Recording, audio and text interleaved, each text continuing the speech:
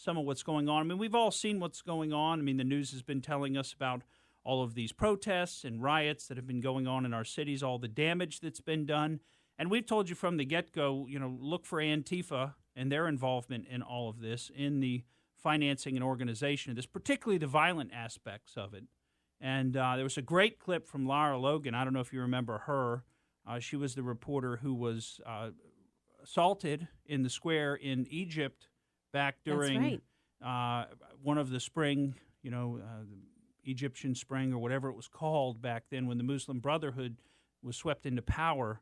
And she was there in the square and was very, very badly treated at the time and became somewhat famous for that. But she's continued doing reporting. She's a very brave lady, and she's kind of willing to report on stuff that other reporters are not willing to talk about, and talk about it in ways that they're not willing to talk about. And she had some great statements on Antifa. Yeah, it is scattered, and that's by design, because it's a massive network that spreads, all across the U.S. and across the world, actually. It's a global movement, and that's not my words, that's their words, right? And of course, legal experts, all these people want you to believe that you can't designate them. Why? Because it brings with it very significant authority. So, for example, all those people contributing bail money now to members of Antifa and other anarchist groups, if they're terrorist organizations, then they're contributing to terrorist groups, and that's illegal. So the money will dry up. Certainly sources of funding will dry up. Why do they move across state lines to go and commit crimes? Well, they do it because then they get in their cars or get on the planes and they go back to where they came from, and you can't get them. Well, you can if they're designated as terrorists. So this is a very significant designation, and it shuts down many of their authorities. And when you hear people coming at you about that, whether they know it or not, they're just contributing to the propaganda. And Steve, I can tell you the propaganda is in overdrive right now on the Antifa websites and through their network of people on different social media forums, and even in the New York Times today, quite astonishing.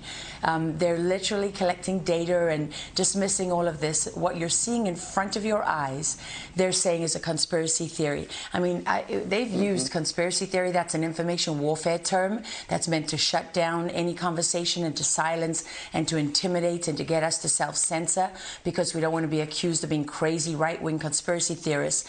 But this is actually, take a look at what they're calling propaganda now. Instead of propaganda, they're calling it propaganda.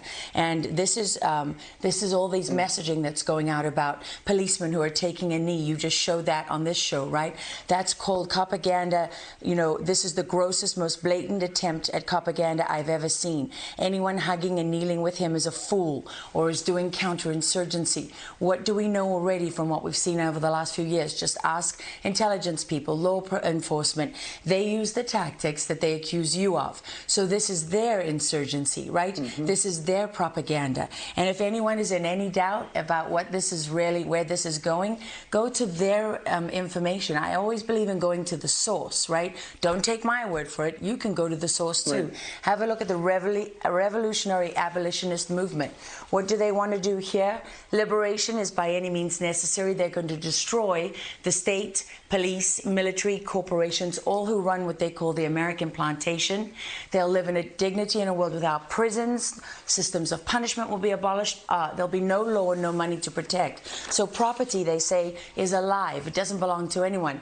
Except they won't really be equal, right? There will be a system, because go down to number 10, militant networks will defend our revolutionary communities. Liberation begins where America dies. So that is what this is about. Liberation begins where America dies. Right now, the white people, you at Fox News, you're the oppressors, right? And this is all about justice for black people and underprivileged communities and the poor. But a few steps down, anyone who owns land is the oppressed. And a few more steps down, anyone with a successful business. And a few more steps down is, do you have a bigger,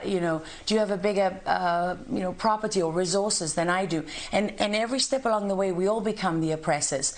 And what they want when they say abolition, abolish. Think about that. A few steps down, and a few steps down, and a few steps down, and then you might as well just look in the mirror, because you are the oppressor. Thank you for listening to the Morgan Streetman Show. We hope you enjoyed what you heard, and if you did, please click like and subscribe to help us out. And remember that we recommend that you exercise your brain at least once a week.